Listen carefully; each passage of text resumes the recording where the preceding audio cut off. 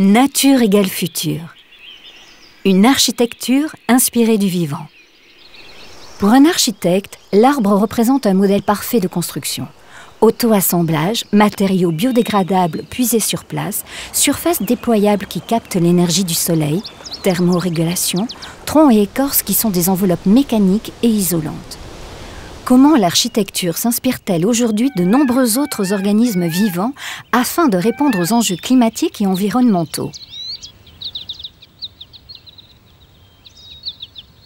La nature est un génie créatif. Elle fait appel aux 5 sens, elle crée beaucoup d'émerveillements et elle fabrique du beau en permanence. Et en fait, elle ne génère pas de déchets. Elle fait tout ça dans l'intérêt commun.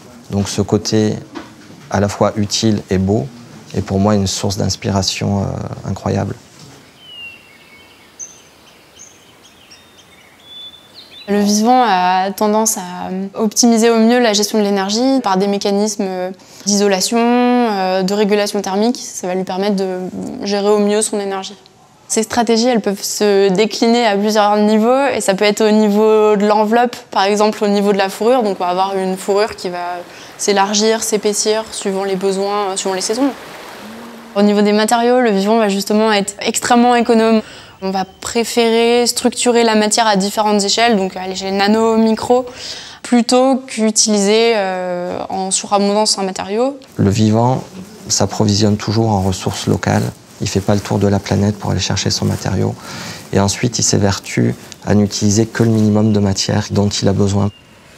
On peut regarder la structure calcaire d'un coquillage ou une toile d'araignée, par exemple. Au-delà de la super performance du fil lui-même, l'araignée va tisser le minimum de fil suffisant, mais nécessaire pour avoir à la fois la rigidité et la souplesse pour réaliser ce dont elle a besoin.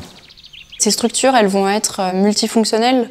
Donc elles vont répondre à plusieurs contraintes à la fois. Donc ça peut être des enjeux de thermique, ça peut être des enjeux de protection lumineuse, de protection aux sollicitations mécaniques. Pour prendre un exemple très concret, si on prend par exemple la peau humaine, on peut avoir des adaptations thermiques à l'échelle de la journée, donc tout ce qui est phénomène de transpiration, où on va avoir une régulation thermique via la peau. Et aussi, on peut avoir une protection lumineuse. Donc, quand on va se mettre au soleil trop longtemps, au bout de quelques jours, on va commencer à bronzer. Donc, on voit qu'on a une adaptation, protection des UV, qui va se mettre en place à l'échelle de quelques jours. Enveloppe et peau adaptative, multifonctionnalité, isolation, régulation thermique, ventilation passive.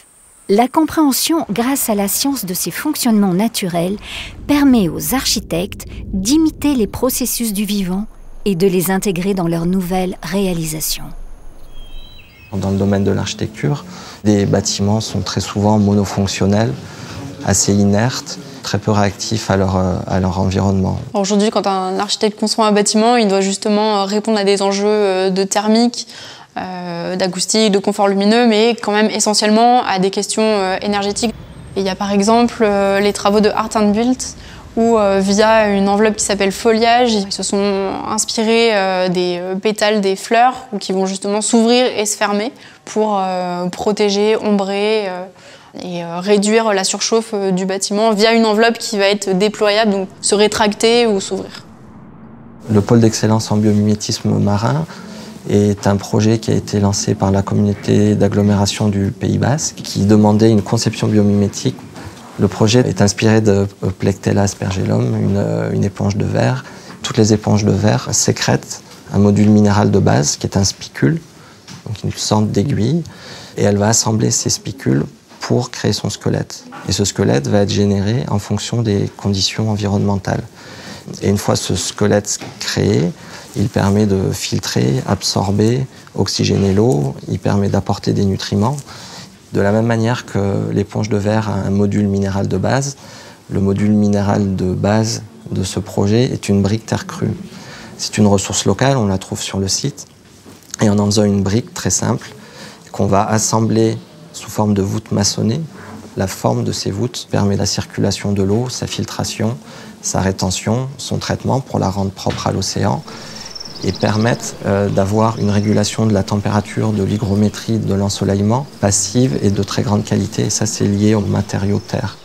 Il y a environ aujourd'hui aujourd'hui connu et développé une trentaine de façades bio-inspirées, donc qui sont existantes, construites, et qui s'inspirent du vivant. Donc, ce sont essentiellement des travaux à l'université de Stuttgart, menés par Achim Menges et Jan Nippers, où ils se sont inspirés alors soit de la manière de concevoir l'habitat de l'insecte, donc une araignée qui va vivre sous l'eau, la manière dont elle va concevoir son nid.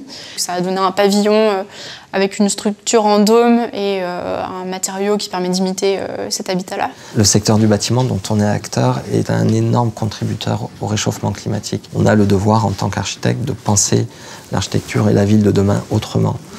Donc de réfléchir à la question de la matière et des économies de matière, de l'énergie et d'économies d'énergie. Le vivant faisant ça depuis des milliards d'années, c'est devenu naturellement une source d'inspiration pour nous, pour penser la ville de demain.